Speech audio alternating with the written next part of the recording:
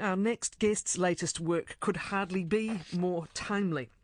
The writer, linguist, activist and political theorist Noam Chomsky's latest documentary, filmed over several years and which he hints might be his last, is called A Requiem for the American Dream. It paints an ugly picture of the growing gap between the richest and the poorest in the United States and details decades of policy changes that Noam Chomsky says benefit an ever smaller business and financial elite at the expense of the working and middle classes, including a huge shift in their relative tax burden. The documentary tracks changes that have turned the banking and financial industries towards speculation rather than service provision and have massively increased these sectors as a proportion of the US economy relative to productive industries. Noam Chomsky argues that the problem with inequality on the scale that is developing in the United States is that it is corrosive to democracy, and that the history of democracy in the United States from the time of the Founding Fathers has been a cyclical battle between an elite trying to protect its position and power and sporadic uprisings of working people and the marginalised in protest. Perhaps the last major such uprising was the 1960s. Given the extraordinary US election primary race that has seen so-called outsider candidates such as Donald Trump and Bernie Sanders seriously challenging and in one case defeating establishment candidates in the running for the White House, is just such another era unfolding in the United States. Noam Chomsky, welcome. Thank you very much for your time. Pleased to be with you. Are we in just such a time again? So it appears. If you take a look at the opinion, the Trump victory yesterday solidifies his position as the Republican candidate. But if you look at the attitudes towards him, the opposition, the public opposition to him is enormous, running well over 50%, just as a candidate. And Clinton is not much more popular. The hatred and anger about virtually all institutions is just overwhelming. Support for Congress has been in pretty much in single digits for some years. Same elsewhere. There's tremendous anger, disillusionment, fear. If it does not take a constructive, organized form, as it did in the 1930s and to an extent in the 1960s, it could be a very threatening development. There are several contemporary events that seem to be part of the powder keg building here. And I speak of it as a powder keg because, again, you have someone who's been a Secretary of State and has all the name profile of decades, who's been a senator, all the name profile of decades in the public eye in the form of Hillary Clinton, who would never have anticipated such a sustained challenge by Bernie Sanders, who's been around, as an activist for decades, but now is also seriously still in this race for the Democratic nomination. And is that a feature of the same kind of disillusionment with establishment politics? It's the same kind, and in fact, if you take a close look at attitudes of Sanders and Trump supporters, they're not very different in many respects. They're taking different forms, but the actual attitudes are rather similar. In fact, basically social democratic support for support for greater government involvement in health and education, higher taxes for the rich, ending the terrible debt burden on students, opposition to the export of production and the enrichment of largely predatory financial institutions. These attitudes are quite widespread, both among Trump supporters and Sanders supporters. And when I talked of that powder keg building, then whatever form it takes, you can identify some of the same patterns that you do in the documentary back over many decades. One of them is the clear frustration with the dysfunction of Washington politics and the fact that it's almost in gridlock, isn't it? Trying to get any decisions made in the Capitol, made in the Congress, and actually, very interestingly, when you look at the Senate and Congress opposition to what a president is trying to do, that inbuilt check was there right at the beginning. You make the point in the documentary that when the political system was being drawn up by the founding fathers, there was an appointment system to the Senate, wasn't there? It was a check built in right from the beginning.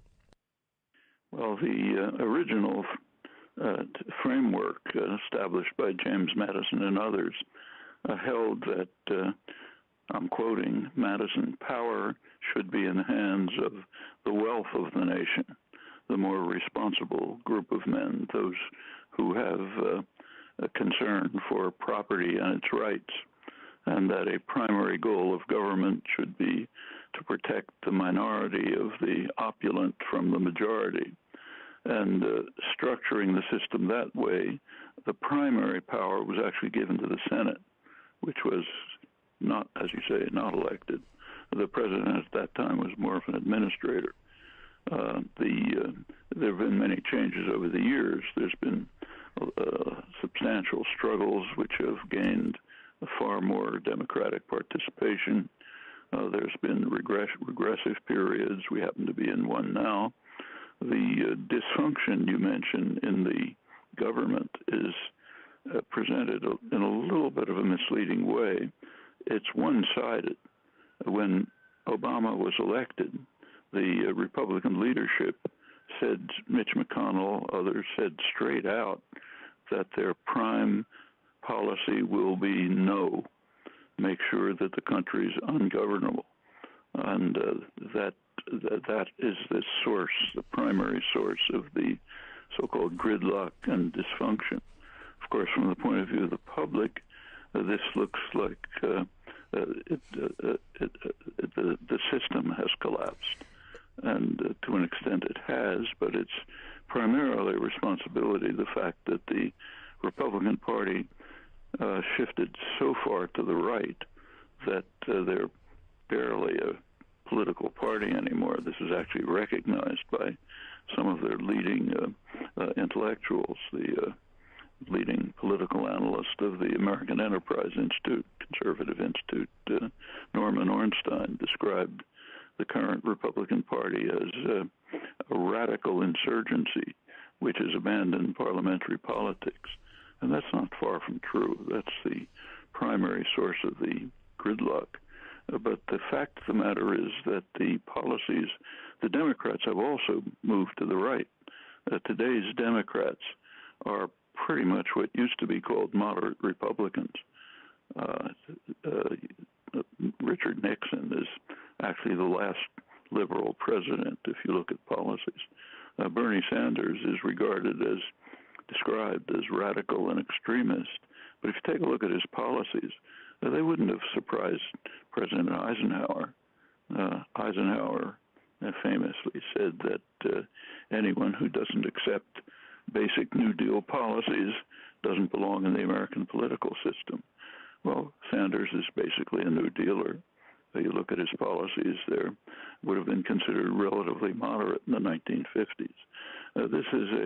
All of this is a reflection of the general shift of the mainstream spectrum to the right during the neoliberal period, which began in the mid-late 70s and really began to escalate under Reagan, Thatcher in England, and others elsewhere.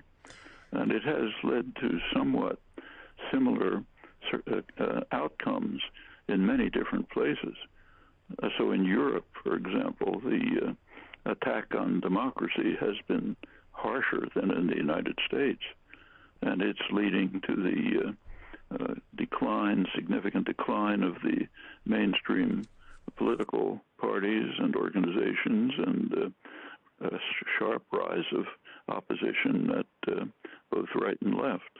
That's not entirely dissimilar to the Trump-Sanders phenomenon, and due to pretty much the same kinds of policies. The neoliberal policies have had that kind of consequence almost everywhere. And in the third world, they've been really destructive.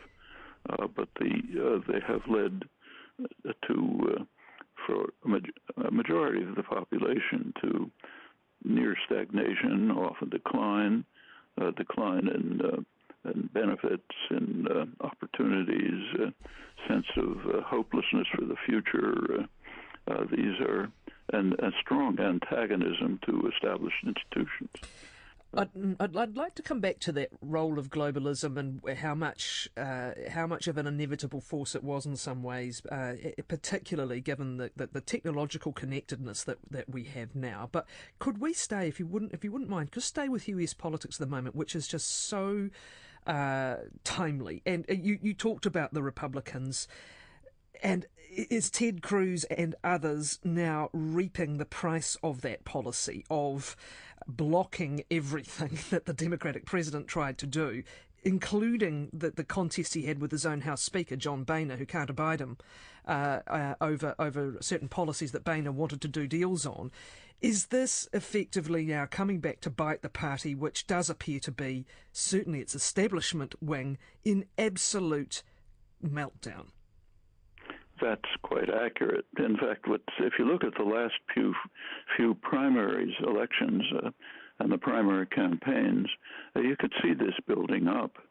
In the last several elections, in the Republican primaries, if a candidate came out of the popular base of the party, they were regarded by the establishment as so extreme and disastrous that they had to be eliminated. Michelle Bachmann, Herman Cain, Rick Santorum, one after another. And in the preceding primaries, the establishment, which controls the basic funding, the institutions, personnel, and so on, they were able to suppress in one way or another the candidates who arose from the base, and to finally get their own man, like Romney in the last election, unpopular as he was among the base. This time, to everyone's surprise, they were unable to do it. Trump was the candidate of the popular base, and he simply overwhelmed the establishment candidates. And they're now in utter disarray, not even able to decide whether to support him, to hold their noses, as some say, and vote for him, or just to abandon the party. And the Democratic Party is not in much better shape, if you want to know the truth. So the Sanders supporters, we may see this in November. The Sanders supporters, who many of them young, energized, mobilized, bitter about establishment politics, and they may just not depart from the party. It's the kind of situation that, as I mentioned, we're also seeing in Europe with the decline of the centrist parties. Do you have a sense of what is going to happen here? Because just speaking yesterday to a commentator, we're trying to predict not only what those who voted in the primaries are going to do, those who might be seen, there might be registered voters, they might be seen as very motivated voters, but what anyone else who's going to turn out to the polls is going to do. Do you have a sense of it? What this outcome's going to be? Well, I think we're going to see in the coming months up to the election a very ugly scene of bitterly harsh, negative advertising, denunciations, condemnations, hatred, fury. You can hope that out of these forces, like especially the Sanders forces, there might come an organized movement that would sustain, not be directed specifically to the electoral extravaganza, but would be a continuing force. Could happen, and it could even happen that they would be joined by the largely white working class supporters of Trump. That's conceivable. In fact, it's kind of striking to compare the present situation with that of the 1930s, which I am old enough to remember personally. the 1930s, the Depression, the circumstances were much more grim. It was a much poorer country. The conditions were far harsher. But subjectively, it was a much more optimistic period. People felt that we would get out of this somehow. There was the labor unions, which had been virtually destroyed in the 1920s, were reconstituting. There was militant labor action, the CIO organizing sit-down strikes, activism about race issues, and so on. A lot of pressure from the public. There were political organizations of many kinds. There was a lot of debate, discussion, activism on many fronts. There was a fairly sympathetic administration, and the effect of it was to yield the New Deal legislations, which they didn't end the Depression. The war ended the Depression, but they did soften the edges and give people a sense of hopefulness and expectation that the future will be better. That's strikingly lacking now, but it might consolidate. It's not impossible that that existing forces will organize themselves in a way that will yield a subjective experience and direct activism of a kind that could lead to policies that will overcome the harsh effect of the neoliberal programs. They're not graven in stone. They can be changed. The odd thing about this is that the political response, it seems, has come ahead almost of the popular uprising. We have certainly seen activism, whether it's the 1% movement, the Occupy Wall Street movement, we've seen activism. But what we're seeing in this bizarre election at this stage is that the political response of the overall citizenry appears to have come ahead of marching on the streets, which, last time we looked at real upheavals, the 1960s, if we look at this cycle, as you say, this pushback between the elites who like to control politics and finance and everybody else. If you look at the 60s, where there was very tumultuous, protests from various disenfranchised groups who reached out to a citizenry who said, yes, actually, you're right about this, the political response seemed to be coming ahead of that. Well, the 60s were quite a different period. There were several critical issues. First, the Civil Rights Movement, which had in its early stage, through the early 60s, had a very definite goal that was quite intelligible and acceptable to a large mass of the population, such as giving voting rights to disenfranchised blacks. The Civil Rights Movement, beginning in about 1964-65, took a different turn. Martin Luther King did not end his activism with his I Have a Dream speech. He went on to try to develop a poor people's movement, a movement of whites and blacks that would overcome poverty and oppression on class lines. You may recall that he was assassinated when he was supporting a public worker strike and was about to lead a march on Washington to establish the Poor People's Movement. And at that point, he was beginning to confront class issues, which led to a pretty negative reaction among Northern liberals. That part of his life has been pretty much suppressed, though it was his central concern. But at that point, by the mid-60s, the energy and force of activism was largely mobilized by the anti-war movement at that time, which became a massive force by 68, 69. So that was the activism on the streets that one primarily saw. Today, if you count the number of people, especially young people, who are directly involved in one or another activist concern, I think it's higher than it was in the 60s. I can see that in the colleges, in community groups, and so on. uh, it's diverse. It's in many different directions, and there's nothing yet that's organized and focused on fundamental change in the institutional structures of the society, as there was in the 1930s and to an extent in the 60s.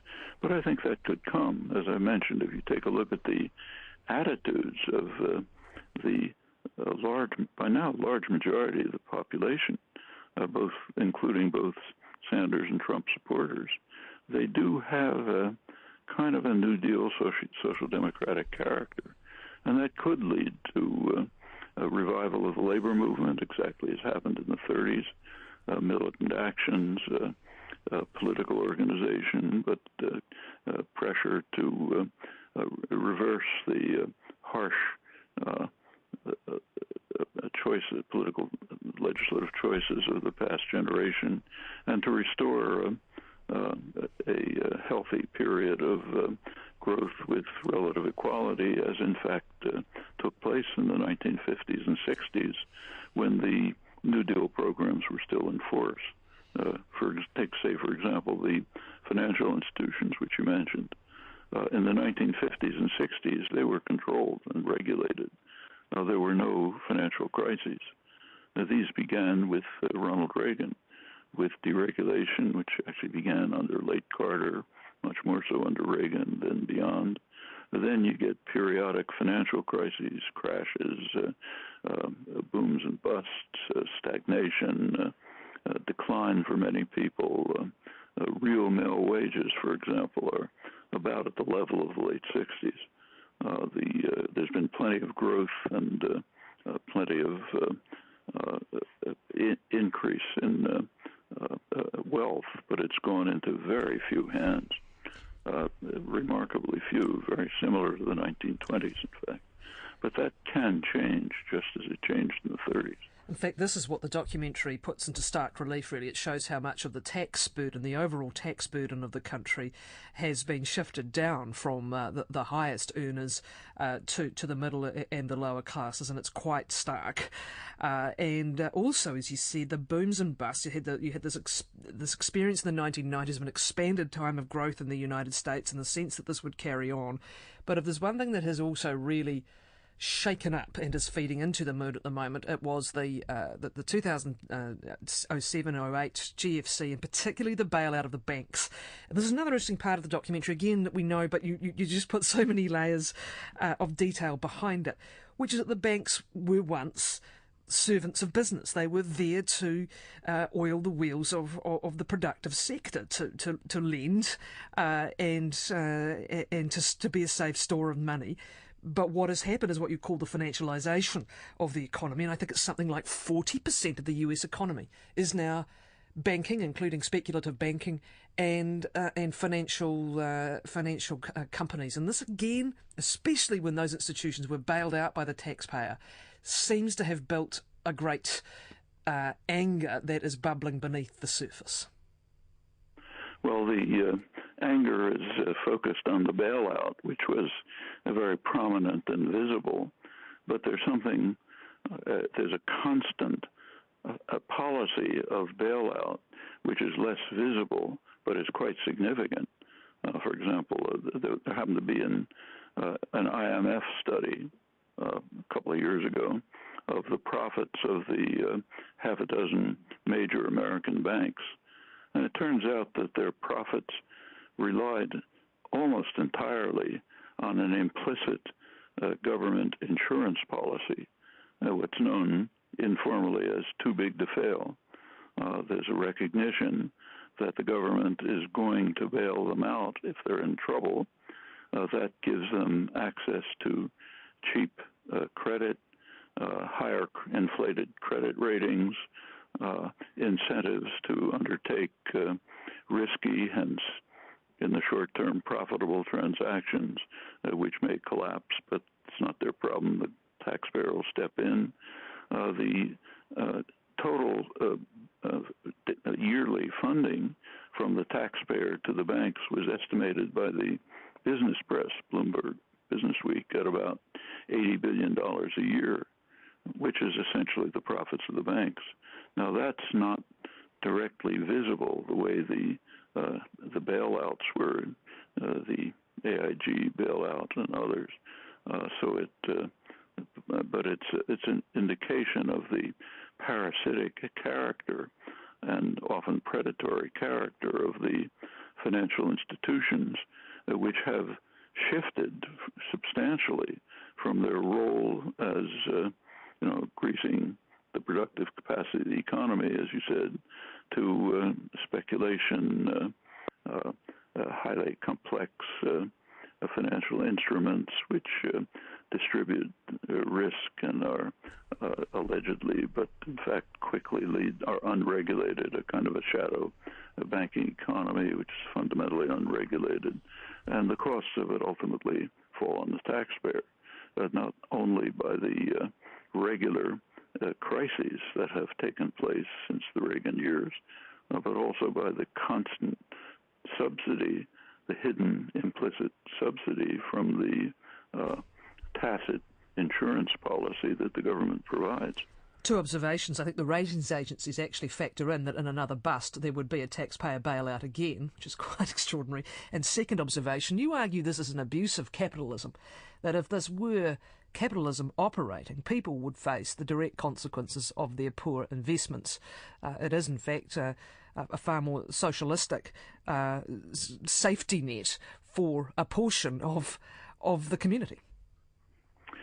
Actually, it should be understood that we are very far from a capitalist economy. I mean, take the technology that you use, computers, internet, iPhones, all of this stuff. And where does that come from? Well, if you look at it, it comes very substantially from taxpayer-funded research and development at university laboratories, for example, such as the laboratory where I've worked for 60 years at MIT, often for decades, in fact. The computers and the internet were developed, the core of the modern high-tech economy were developed for decades, substantially at public expense, either public institutions or subsidies to corporations, or even devices like procurement, which are a kind of a subsidy to corporations. For example, when IBM in the 1950s was able to shift from punch cards to contemporary computers, largely because of what was being done in the government-supported laboratories, or by direct funding. And finally, in the early 60s, they were able to produce on their own the world's fastest computer, but nobody could buy it. It was far too expensive. So the government bought them for Los Alamos, the nuclear weapons development programs.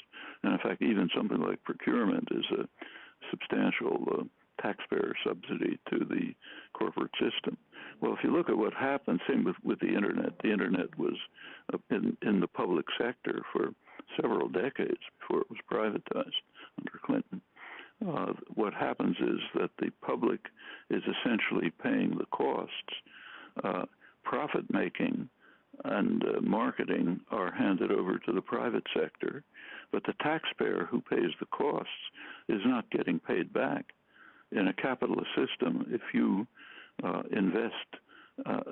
make a risky investment, or even any investment, and ultimately it turns out to be profit-making, you're supposed to get some of the profit. That's not the way it works here.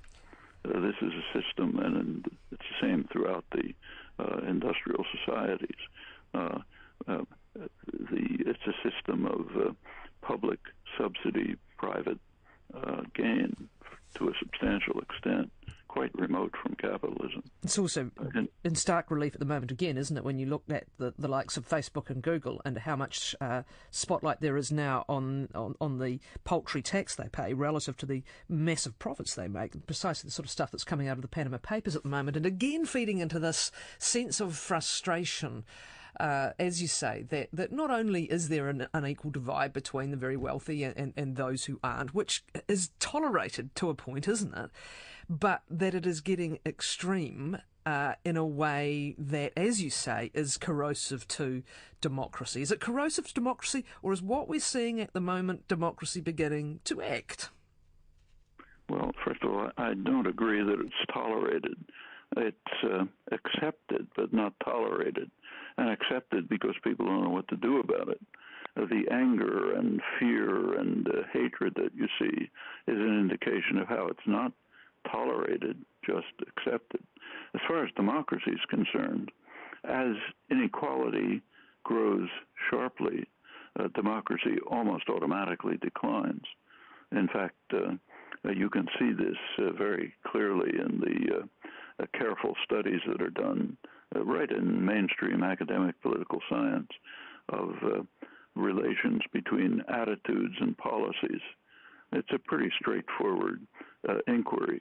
The policies we see, the attitudes of people we know pretty well from extensive and pretty reliable and sophisticated polling. So you can compare them.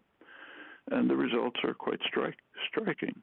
For example, there was Princeton University a year or so ago published a study by two leading political scientists, Martin Gilens, Benjamin Page, in which they investigated, I think it was maybe 1,500 or so, major political decisions, and compared them with public attitudes.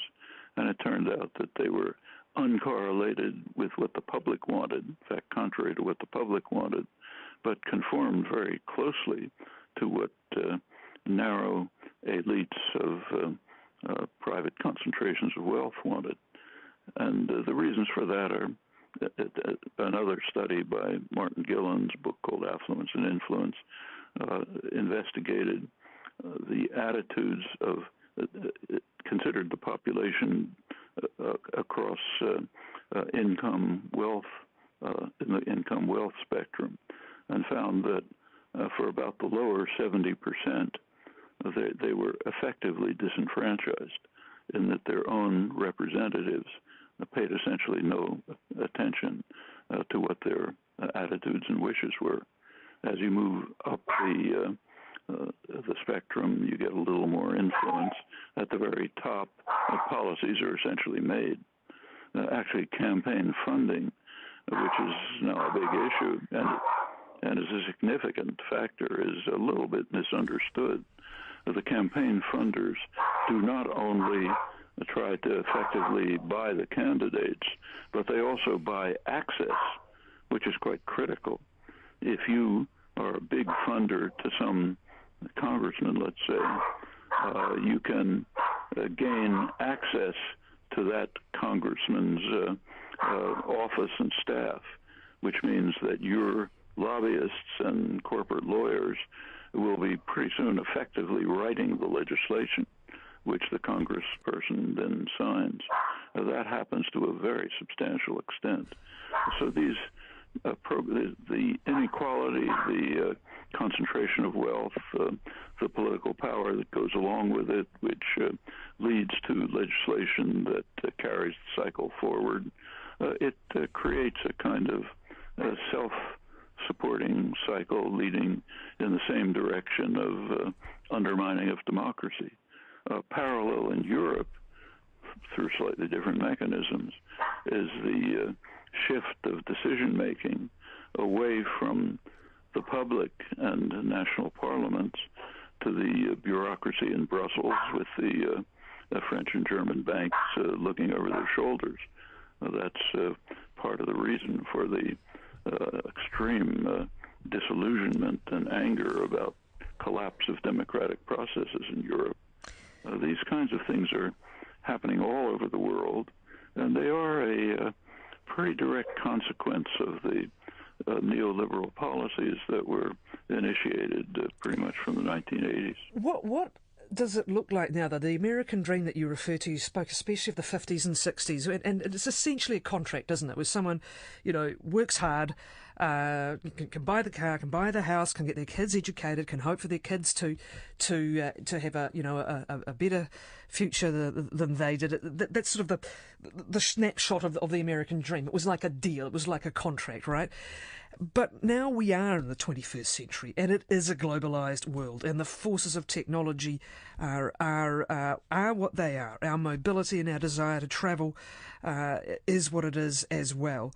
And also we are staring down the face as we keep reading of, I think the latest report I saw was 50% of white-collar jobs, as they stand now, will not be here, and certainly not in the form they are now, in just 10 or 20 years. So if there is to be a rebalancing in all the ways we've just been discussing, what would it look like in the 21st century?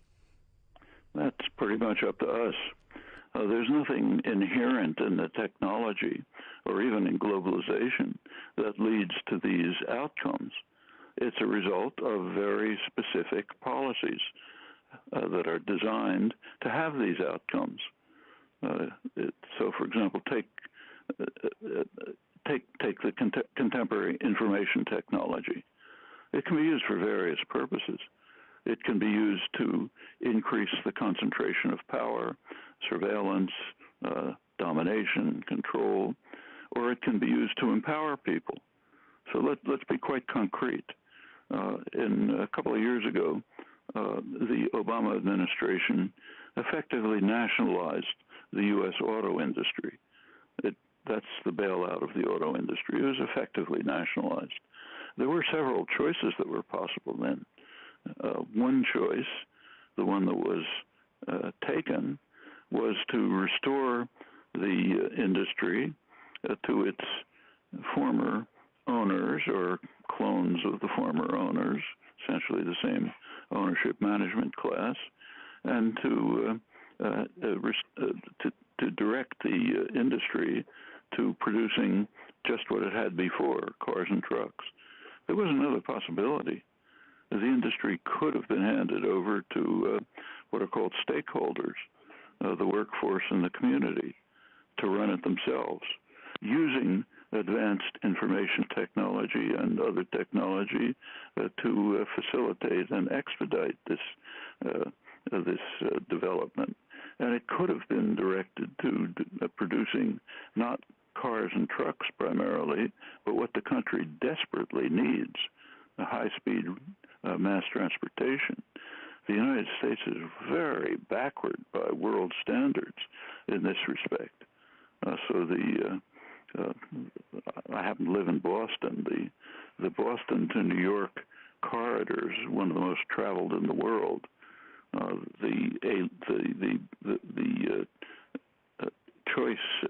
The prize of the train system is the Acela Express, which goes from Boston to New York. Actually, it's about 15 minutes faster than when I took it in 1950 in any European country and most other countries.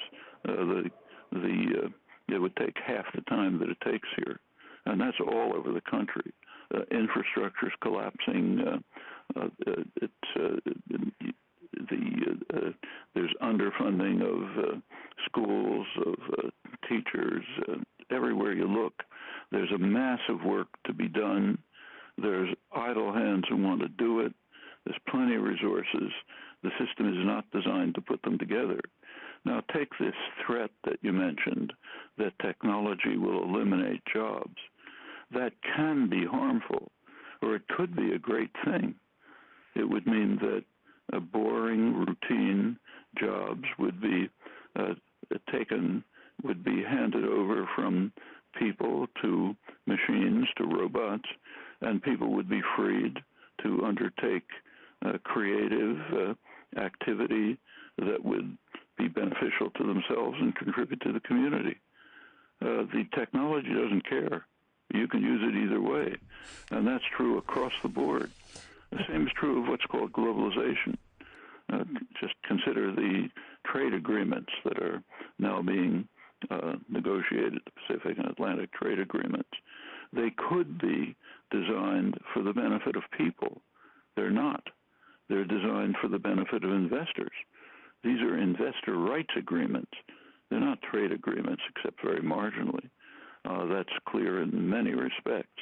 That's one of the reasons they're kept secret. They're, of course, not totally secret. They're not secret from the corporate lawyers and lobbyists who are writing the details. but they're effectively secret from the population. And when something appears, as it did a couple of days ago, when Greenpeace released a couple hundred pages of documents of the Atlantic Trade and Investment Partnership, so-called trade agreement, it just scandalized the populations when they saw what's being planned behind their backs, and mostly in secret. In the United States and comparably elsewhere, the effort is to negotiate these things in secret, not, of course, in secret from private power, and then to ram it through Congress in a Stalinist-style technique, what's called fast track. No discussion, no debate, just vote yes or no, which means vote yes. That's the way the earlier agreements were rammed through, and that's what they're hoping for this one. But that's not a property of globalization as such. That's a property of a particular form of globalization designed in the interests of the designers. Thank you, Noam. Noam Chomsky. Thank you so much. The book is, the film is Requiem for the American Dream. It's here at the Documentary Edge International Festival. Details on our webpage, May 24th and Saturday, May 28th. It is screening as well, and I think in Wellington tonight.